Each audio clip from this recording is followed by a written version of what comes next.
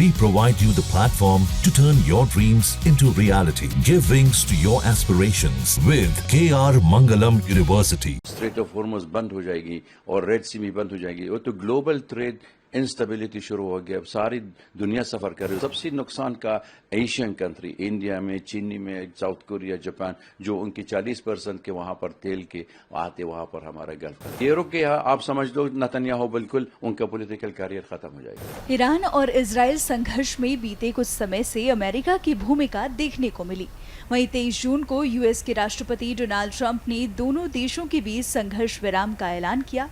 इस पर हाल ही में पश्चिम एशिया विशेषज्ञ की प्रतिक्रिया आई है। उन्होंने बताया कि अगर दोनों देशों के बीच संघर्ष विराम नहीं होता तो दुनिया को बुरे अंजाम भुगतने पड़ते। अमेरिका के राष्ट्रपति ने ट्वीट करके ऐलान किया कि ईरान और इजराइल के बीच एक तरह से शांति हो गया है। आपको क्या लगता है अब जो स्थिति है? ये तो बहुत अच्छा हो गया हमारे लिए, लोग के लिए, जो हम रहने वाले के लोग हैं वहाँ पर, क्योंकि देख लो ईरान वहाँ पर उनके न्यूक्लियर साइट में अटैक भी किया था। इजराइली में न्यूक्लियर कंट्री है तो उनके पास कम से कम 90 आर्सेनल है न्यूक्लियर हेड्स में। तो अगर अमेरिकन हमको शुरू से किया था, ये अमेरिका में खुद उनके हाथ में युद्ध शुरू करने के लिए, अगर युद्ध रुकने के लिए, तो इस जंग में ये अमेरिकन प्रेसिडेंट खुद रुक लिया था। इसलिए हमको ये तो बहुत खुश हो गया। हमारे रीजनल देश है और दुनिया में हमेशा मतलब अच्छा लग रहा है, क्योंकि अगर कल का स्ट्रेट ऑफ हॉर्मुज़ बंद हो जाएगी और रेड सी भी बंद हो जाएगी, वो तो ग्लोबल ट्रेड इंस्टेबिलिटी शुरू हो गया। अब सारी दुनिया सफर कर रही है। सबसे नुकसान का एशियन कंट्री, इंडिया में, चीनी में, साउथ कोरिया, जापान, जो उनकी 40% के वहां पर तेल के आते, वहां पर हमारा गल्फ कंट्री। इसलिए ये बहुत खुश हो गया। ये सारा दुनिया के इंसानियत एहसान शांति मांग रहे, तो ये आनंद हो गई। लेकिन आपको क्या लगता है कि जिस तरह से ट्रंप का ट्वीट आया है, इसके बाद मिडिल ईस्ट में अब शांति हो जाएगा, पीस प्रिवेल करेगा वहां?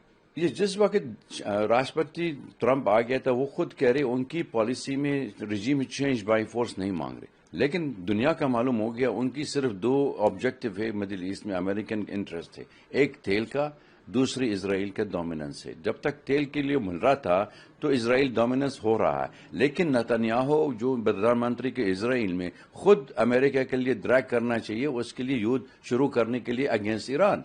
तो इसलिए हमको ये कहना चाहते, ये तो खुद मांग रहे, मानते नहीं है, लेकिन जब तक ये नेतन्याहू उनका political career survive only on the war, तो अभी तक अगर ये रुक गया, आप समझ लो नेतन्याहू बिल्कुल उनका पॉलिटिकल कैरियर खत्म हो जाएगा। और एक आखिरी सवाल कि जिस तरह से ईरान ने रिटेलिएट किया, यूएस बेसेस पे अटैक किए इराक में, कतर में, इसके बाद भी ट्रंप कह रहे हैं कि हम शांति की ओर बढ़ रहे हैं। वो तो शांति मालूम हो गया था। जिस देख लो ईरानियन खुद बताया था, ईरानियन ये चौथी कमजोरी देश नहीं है। ईरान में उसी के वक्त में जब तक उनकी लीडर में मार दिया था यूएस में, वो उनकी जो कासिमी और इराकी वाले का जो लीडर है, जो पॉपुलर फ्रंट में, दोनों मारा दिया था अमेरिका में। वो खुद ईरान अटैक किया था, इंतकाम किया था अमेरिकन बेसेस इराक के अंदर।